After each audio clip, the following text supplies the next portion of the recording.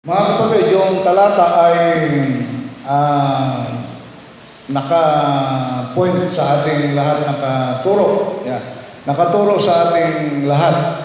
At dito ay ini-encourage tayong lahat na maging asin at maging ilaw ng sanglibutan. Yung sanglibutan na tinutukoy rito ay itong ating kinalalagyan ngayon. At sa makatuwid, ang mga turong ito ay dapat nating gawin, dapat nating isabuhay sapagkat para sa atin ang mensaheng ito. At kapag hindi natin nagawa yung mga bagay na ito, yung ating pananampalataya, yung ating pagkakilala sa Diyos, ay mawawalan po lahat ito ng kabuluhan. So yung maging asin at maging ilaw ay importanteng characteristics or traits ng mga Kristiyano para masabi niya na ang kanyang pananampalataya ay merong kabuluhan. Ano po ang ibig sabihin ng mga talatang ito? Na kayo ang asin ng lupa o ng sanglibutan. Kung ang asin ay tumabang, paano may babalik ang alat ito? Wala na itong kabuluhan. Okay mga kapatid, bigyan po natin ng pansin yung salitang mawawalan ito ng kabuluhan. Okay. Ibig sabihin, ang importante sa Kristiyano ay yung meron kang kabuluhan. Yun ang importante sa atin. Kailangan ni Lord ang pananampalataya mo, pero kung wala kang kabuluhan, ay walang kwenta ang iyong pananampalataya. Gusto ng Panginoon, nakikilala mo siya, tumatawag ka ng Panginoon sa Kanya, pero kung wala kang kabuluhan, ang lahat ng mga bagay na yan ay walang kabuluhan nga. Walang kwenta. Ano po? Kahit tayo nakaupo riyan, mga kapatid, kahit tayo naririyan, sumasamba, pero kung wala kang kabuluhan, anong kwenta ng existence natin? Di wala. So, ang asin, na-appreciate mo yung pagiging asin niya dahil nagbibigay siya ng alat. At dahil nagbibigay siya ng alat, yung ulam natin nagiging makabuluhan. Subukan niyong kumain ng pagkain na walang asin. Hindi ko alam kung kaya niyong lunukin nyo. Siguro lulunukin nyo, pero hindi masarap. Kung wala ng asin, pagkatapos mapait pa yung lasa niya, di baka isukan nyo na lang yung pagkain na yon. So napaka-importante ng asin sa buhay ng tao. Kung paanong importante ang asin sa buhay ng tao, yung pagiging makabuluhan nating lahat bilang Kristiyano, importanteng ingredients para sa ating Panginoon. Amen? Kaya mga kapatid, sikapin po nating lahat na tayo ay maging makabuluhan. Anong ibig sabihin nito? Magamit naman tayo ni Lord. Kung tayo po ay mananampalataya, pero hindi tayo nagagamit ng ating Panginoon, yung ating pagiging mananampalataya, walang kabuluhan. Kasi wala tayong pakinabang dito sa kaharian ng ating Panginoon. Kung minsan ito, panahon na naman ito ngayon ng anong tawag dyan, yung church conference. Magtuturuan na naman tayo ng mga opisyalis. Kung minsan yung ituturo mo ayaw pumayag, hindi niya gusto, anong gusto natin? Huwag tayo magpagamit kay Lord. Pag hindi tayo nagpagamit kay Lord, wala kang kabuluhan. Amen? Ayaw niyo mag-amen na. Ayaw mag-amen na. Ang hirap pa naman pagdating sa turuan ng mga opisyalis.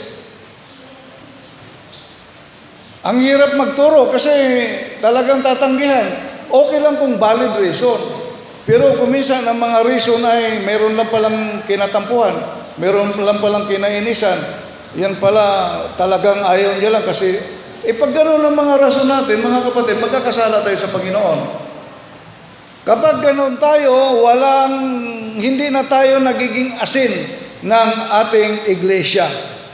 Kahit dito sa community, kahit sa inyong pamilya, kung kayo ay membro ng pamilya, pagkatapos wala ka namang kabuluhan sa pamilya mo, ano ang tawag sa iyo? Ano ang tawag sa mga walang kabuluhan? Pag lalaki, anong tawag? Pag tamad kasi, medyo mababaw ang tamad eh. Ang iba para mas malalim batugan.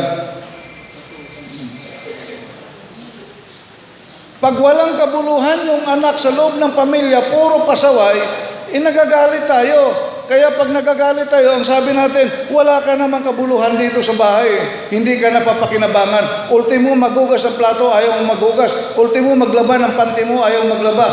Pag bihis ng panty, pagubad, isasabit lang doon. Pagdating ni nanay, siya maglalaba. Kahit tayo dito sa mundong ito, mga kapatid, naghahanap tayo na ang kasambahay natin, mga kasama natin, mayroong pakinabang. Lalo tigit ang ating Panginoon, naghahanap yan na tayo ay magkaroon ng pakinabang.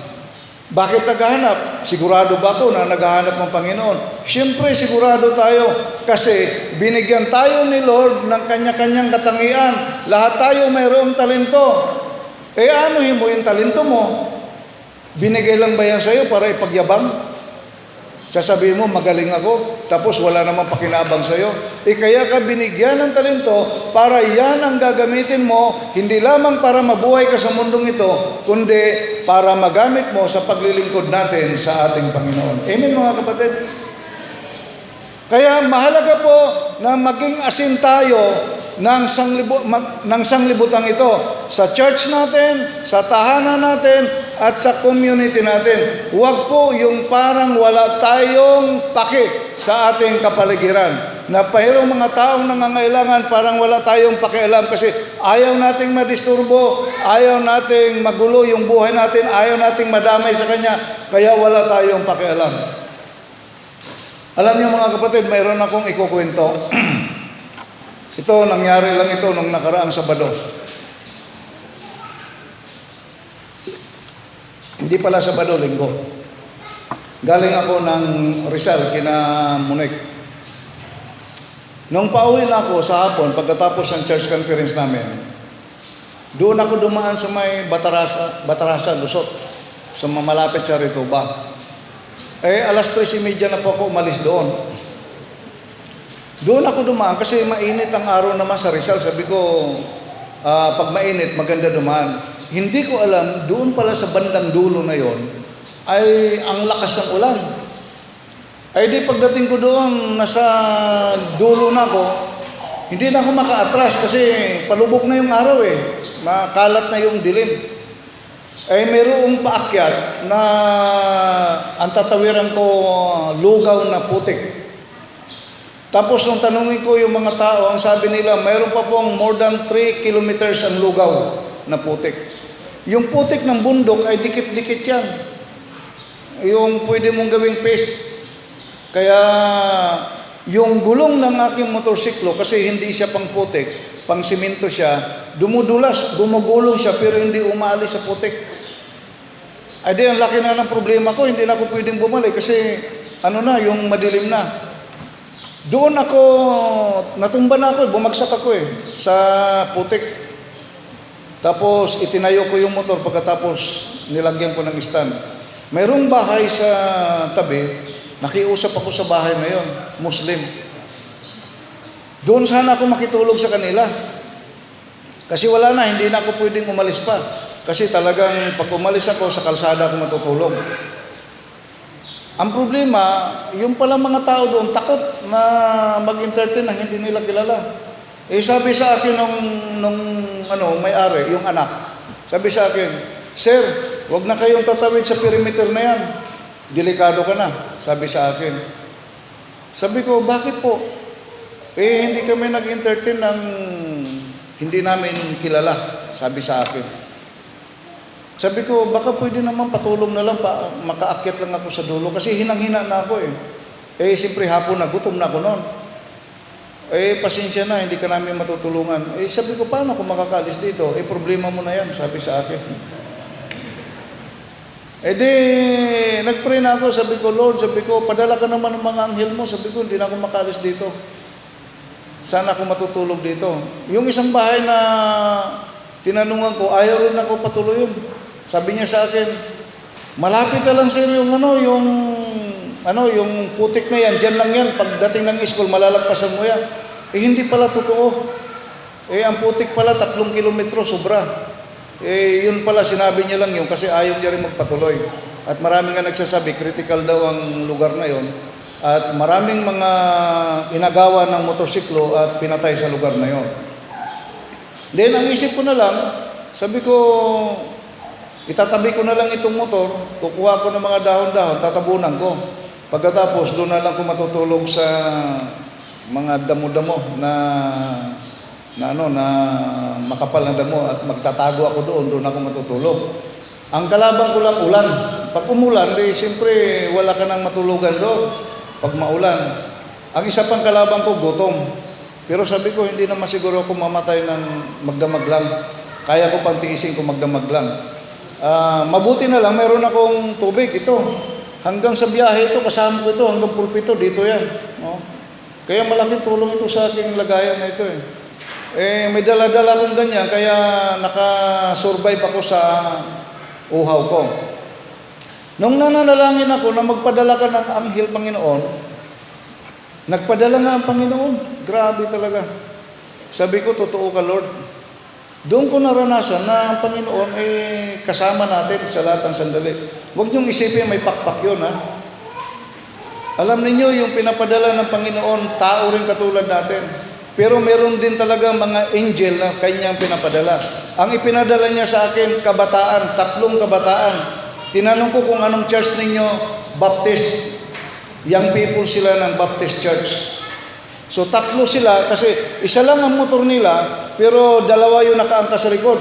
Pagkatapos ay yung isa na marunong magmotor, siya na ang nagdala ng motorsiklo. Dumudulas-dulas siya, sumasayaw siya, pero magaling magmotor yung tao. Kung ako ang magdadala noon, babagsak ako, ilang beses ako babagsak, kaya ayaw ko nang dalhin kasi hindi ko na kaya, nanghihina na ako eh. Pero yung kabataan na yun, kaya niya dalhin. So, pinabayaan ko na siyang mauna. Ako naglakad ako ng more than kilometers. 3 kilometers ang nilakad ko. Meron din akong kasabay. Isip ko na lang kung itakbo niya yung motor, subiit. Wala, hindi ko rin madadala. Kung nakawin sa akin, subiit na yon. Basta ang mahalaga ay buhay ako at makakauwi ako sa pamilya ko. So, nung nandoon na kami sa dulo, sabi ko sa kanila, nagpasalamat ako sa kanila, tapos binigyan ko ng pera. Ayaw nilang tanggapin ng pera. Hindi naman malaki yung pera bibigay ko kasi pang merienda lang. Kasi alam ko, gutom na rin sila eh. Ayaw nilang tanggapin. Sabi nila sa akin, pas, ganito ang tawagan dito ng mga talagang pas lang eh. Walang pastor eh, pas. Kung tatanggapin namin ang perang ibinibigay mo, wala nang kabuluhan ng aming pagtulong sa iyo. Ang galing naman ng mga kabataan. Alam niyo, pastor ako pero naturuan ako. Wala nang kabuluhan ng pagtulong namin sa iyo, sabi nila. Tapos, ganito na lang po ang gawin ninyo, ipag-pray nyo kami. Nabigyan kami ni Lord ng malakas sa katawan at magandang hanap buhay. Doon sila sa RTN nagtatrabaho. Hindi naman siguro regular ang mga yon. Siguro mga job order lang sa RTN ang kanilang trabaho. Bigyan kami ni Lord ng magandang katawan nang makapagtrabaho kami ng maayos. Sabihin ganon. Simpleng-simple yung kanilang kahilingan. E di pinag-pray ko sila. Pag-start kong mag-pray, mga kapatid, naiyak na ako. Nadama ko talaga yung presence ng Panginoon, umiiyak ako habang nagpe-pray sa kanila. Then pagdating namin sa highway, sila papuntang pakanan, papuntang Rito Bayon, ako naman pakaliwa, papunta ng Brooks Point. Sabi ko sa kanila, hanap muna tayo ng makainan at magbirinda muna tayo. So nakakita kami, pinagbirenda ko sila, saka kami naghiwalay. Alas 3:30 ako umalis ng Rizal, nakarating ako ng bahay alas 10:30, 10:30 ng gabi. Imagine niyo yung lakad na yon, yung hirap na yon. Latang-lata ako. Pagdating ko sa bahay, sabi ko kay Silma, Sir, sabi ko, Salamat sa Panginoon, nagkita pa rin tayo. Biro mo, hindi ko alam kung may nakatutok na baril sa'yo doon. Hindi mo na alam yun eh. Kung doon ako natulog, tapos sinoldap ako, pinatay ako, hindi ko na alam yun. Pero alam nyo, ng mga sandaling yun, hindi ako nakaramdam ng takot. Ang naramdaman ko, pagod lang talaga. Yung kinakabahan ako, walang ganon. Kasi ang pumapasok sa isip ko, Panginoon, kasama kita eh. Anong ikakatakot ko? Kung sakaling dumating na yung panahon ko, wala na akong magagawa. Basta ang mahalaga sa akin, punta ako doon sa kaharian mo. Yun naman ang importante sa akin. Kaya wala akong kaba sa ganon. Ang ano ko lang talaga, yung gutom, tsaka yung pagod, parang hanggang dito na lang yung hangin sa dibdib ko, parang hanggang liig na. At tinanong ko yung Panginoon, sabi ko, Panginoon, ano po yung lesson na gusto mong ituro sa akin? Bakit mo pinayagan na maranasan ko yung bagay na yun? Alam nyo, may pumapasok hindi ko naman iniisip yun, pero pumasok yung idea na yun sa isip ko. So ito yung kanyang tinuturo. Sabi siya sa akin, kung gagawa ka ng pagtulong, walang kondisyon, walang limitasyon, walang hangganan. Huwag mong lagyan ng boundary. Sabi ko, oo nga. Kasi biro mo yung mga bata, hindi 1 kilometro ang tulong nila sa akin, hindi 2 kilometro, hanggang sa marating ko yung finish line ng kahirapan na yon, na kung saan pwede na akong umuwi. Hindi nila ako iniwan. Kung paano naghirap ako, ganun din ang dinanas ng mga kabataan na yun, naghirap din sila, nakasama ko. Sa iba yun, wala silang pakialam sa akin. Hindi nila ako papansinin. Pero sinabayan nila ako. Talagang nakisympathize sila sa akin, the word sympathy. Nakisympathize sila sa kahirapan ko, hindi nila ako iniwan. Sabi ko, oo nga Lord, sabi ko, salamat po. Hindi ko alam kung anong plano ng Panginoon sa akin, kung bakit ko naranasan yung mga bagay na yun.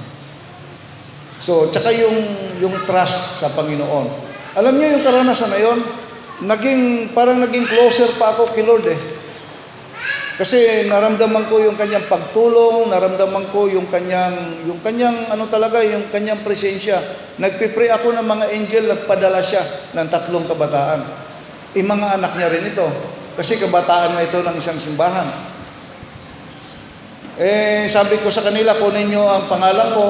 Pagkatapos, invite niya ako sa Facebook. In-invite ko sila.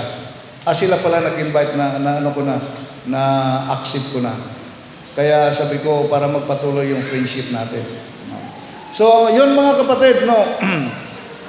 Pagdating sa bagay na yan,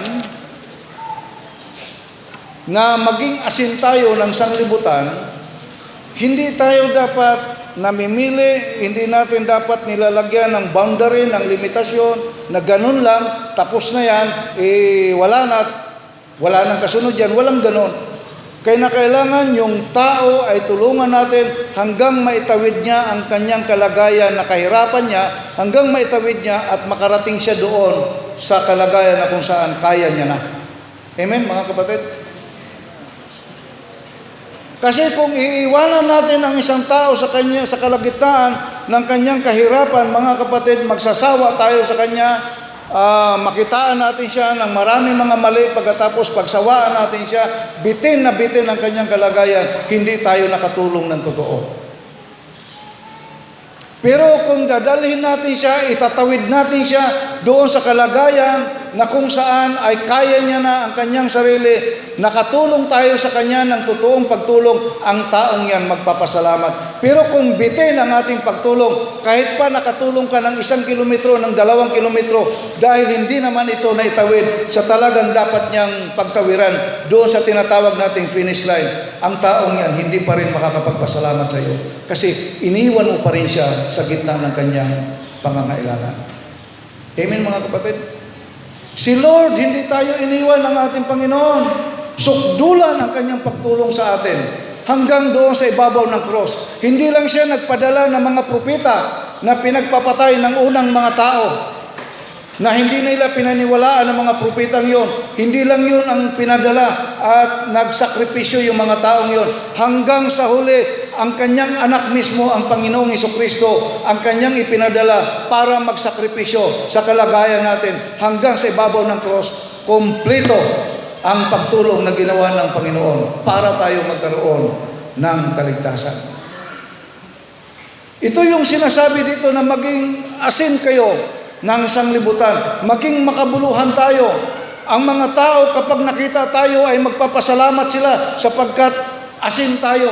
Mayroong lasa ang kanilang pakikipagkaibigan sa atin. Mayroong lasa ang kanilang pakikipag-usap sa atin. Mayroong lasa ang kanilang pakikisama sa atin. Hindi yung tabang na tabang ang ating panlasa. Kung minsan magkasama tayo, pero matabang ang ating paglasa sa bawat isa. Walang alat, hindi masarap. Minsan nagkakausap, iba naman ang takbo pala ng utak dito sa likod.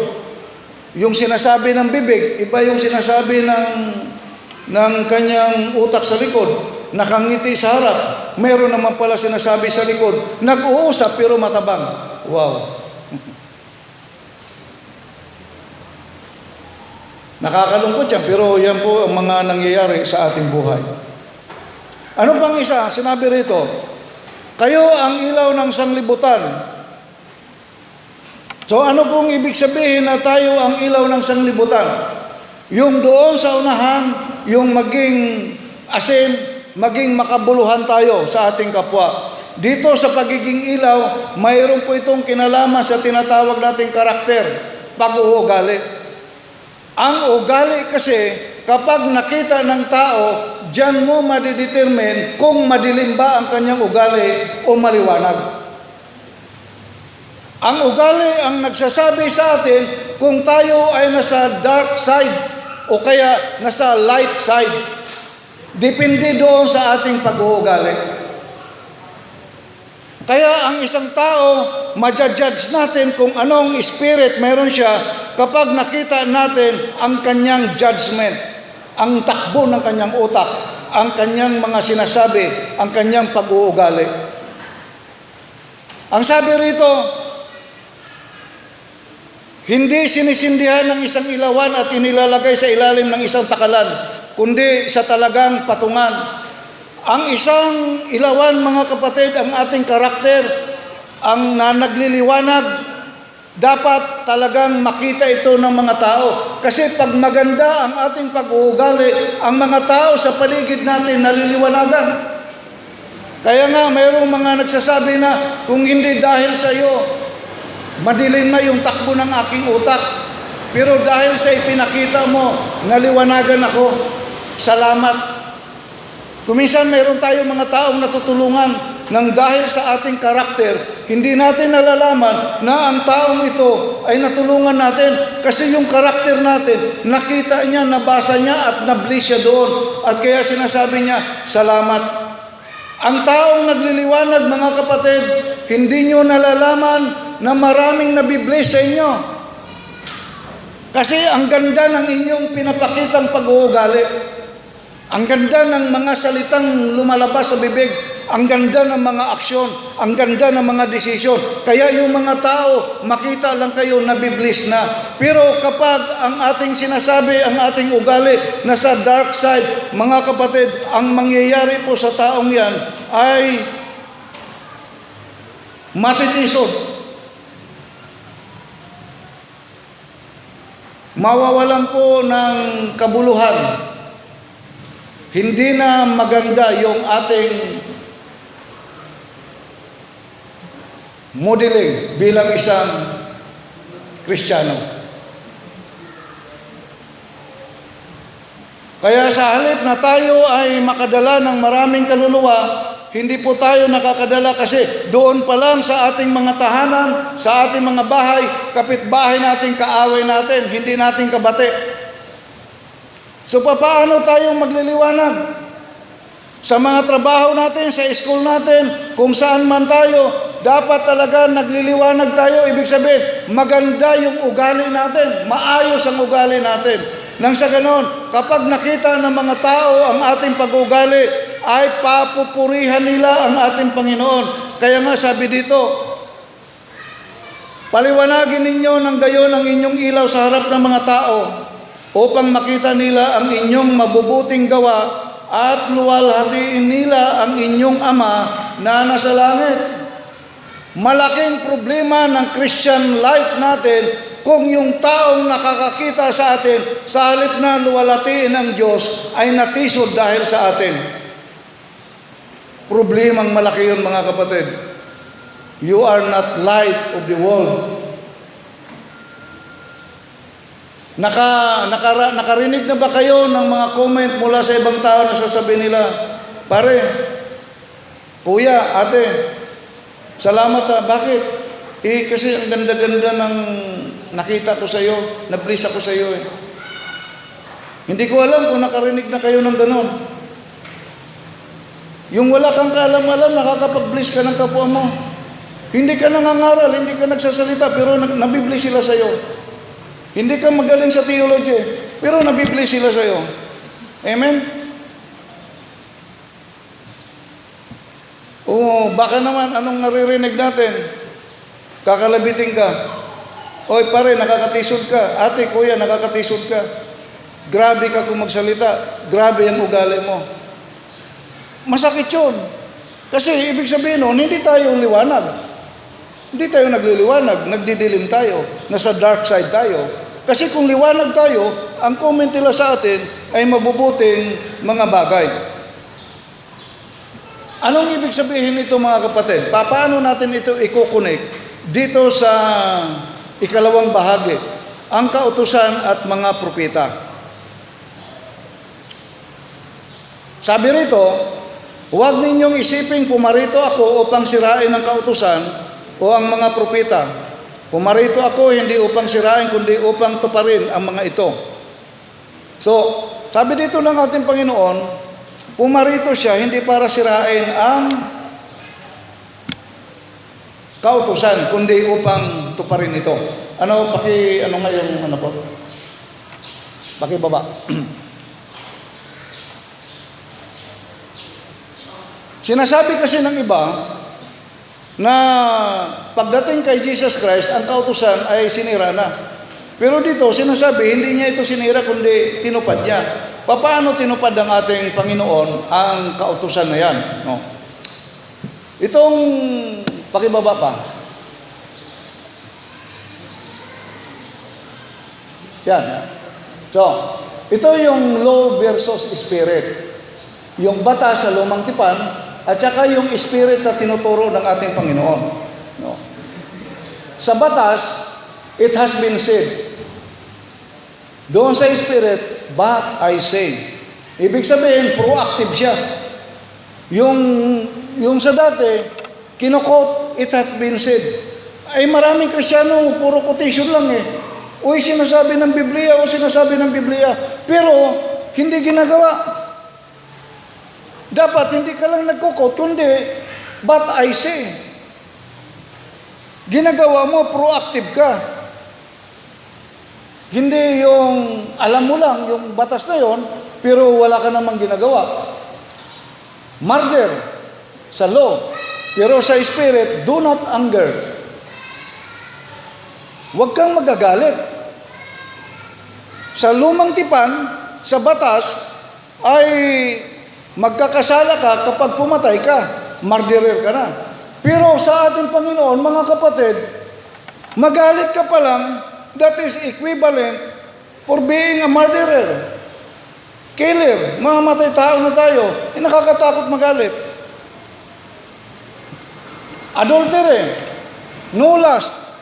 Ay sa ngayon, tumingin ka lang sa babae na mayroon kang pagnanasa, nagkakasala ka na ng adultery.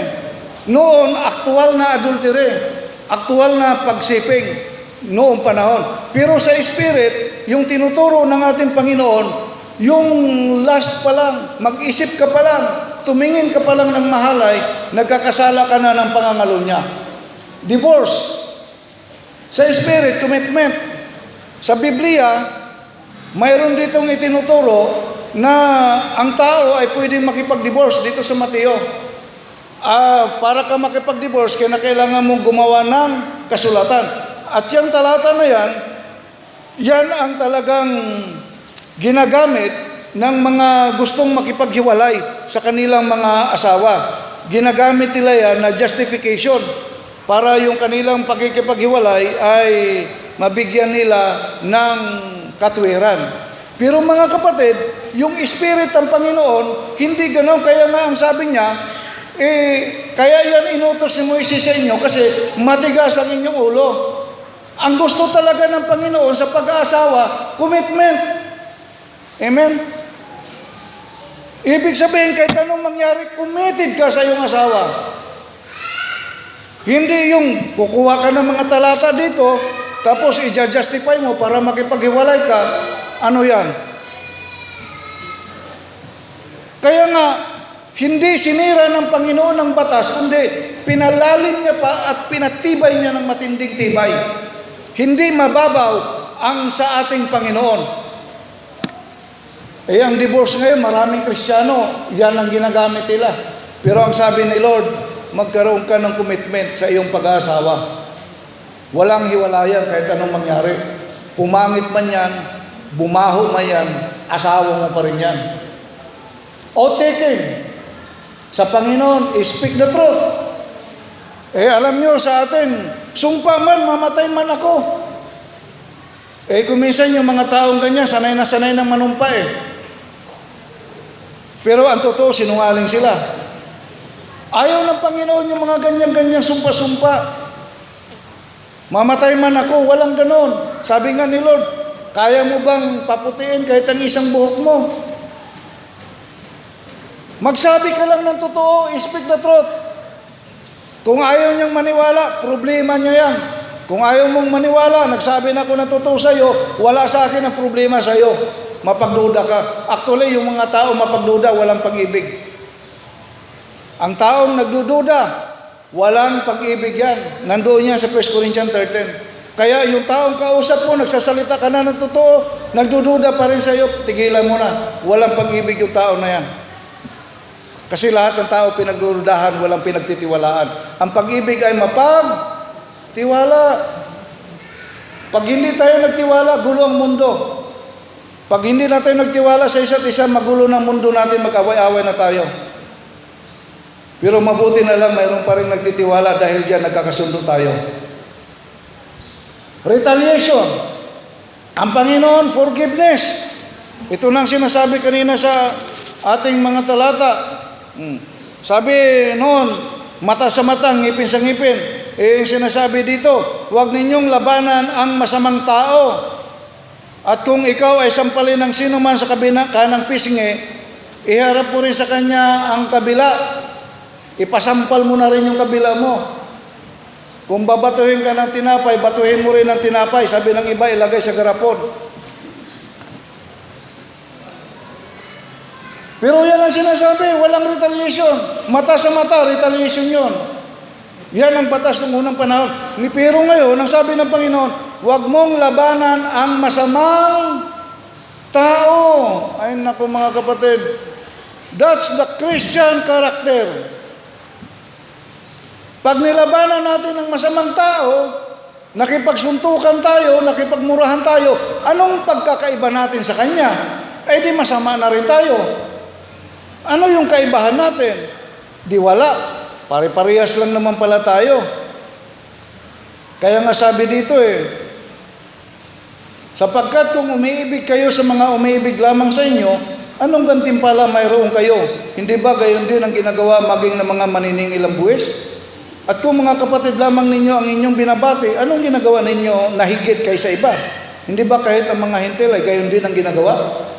Walang pagkakaiba. Pare-parehas lang. Kaya kung laitin ka, gaganti ka rin, manlalait ka rin. Kung murahin ka, mumurahin mo rin siya. Kung saktan ka, mananakit ka rin sa kanya. Di labanan kayo ngayon. Biruin mo kung maglabanan ng parehong Kristiyano, di nakakahiya. Ang masisira ang simbahan. Kaya nga sinasabi ng Panginoon, magpaubaya na lang tayo. Anong sabi niya? Vengeance is mine. Amin ba mga kapatid? Ito yung dapat na isa buhay mga kapatid. Pag hindi ito ang ating buhay, mga kapatid, hindi tayo makakarating sa langit. Pag hindi ito ang ating gawin,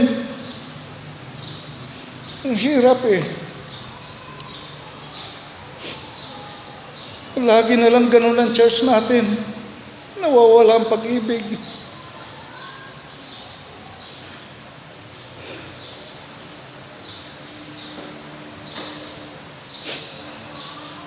Araw-gabi pinoproblema ko ito, umiyak ako sa Panginoon.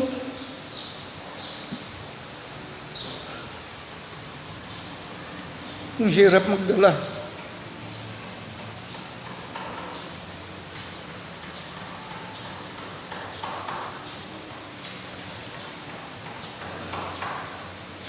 Kailan pa kaya matututo ang simbahan natin? Kaliwat kanan kahit saan.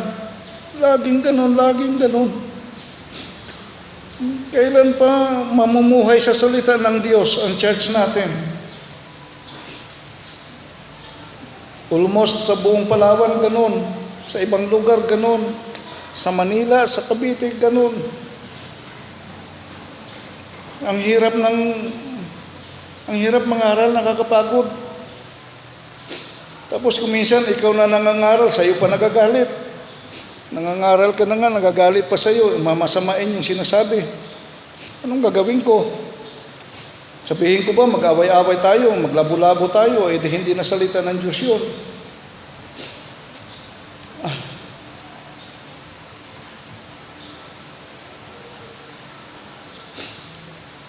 Sa buhay po natin ng mga bagay na ito, na maging asin tayo at ilaw ng ating mundo. Hate your enemy. Ang sabi ng Panginoon, love your enemy. Ito, hindi lang ito simpleng katabi sa upuan, kapitbahay. Kung hindi, kaaway mo na talaga ito. Eh yung kaaway, ang utos ng Panginoon, mahalin mo. Bigyan mo ng pagkain yan. Kaaway mo, nagugutom, painumin mo. Walang makain, pakainin mo. Iyan po ang sinasabi ng ating Panginoon.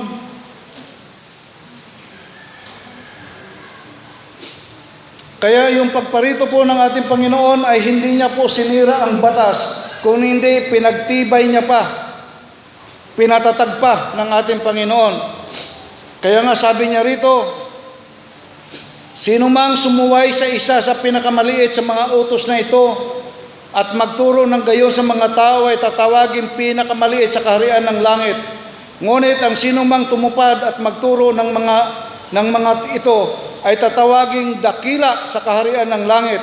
Sapagkat sinasabi ko sa inyo, malibang humigit ang inyong katuwiran sa katuwiran ng mga eskriba at mga parisiyo, hindi kayo makakapasok sa kaharian ng langit. Huwag po tayong tumulad sa mga parisiyo at mga eskriba, nagkukot ng mga batas, pero hindi ginagawa ang batas. Kaya ang sabi po ng mga talata, kung ang ating paglilingkod sa Panginoon katulad lamang ng mga parisiyo at mga eskriba, hindi tayo papasok sa kaharian ng langit. Pagpalain po tayo ng ating Panginoon. To God be the glory. Amen.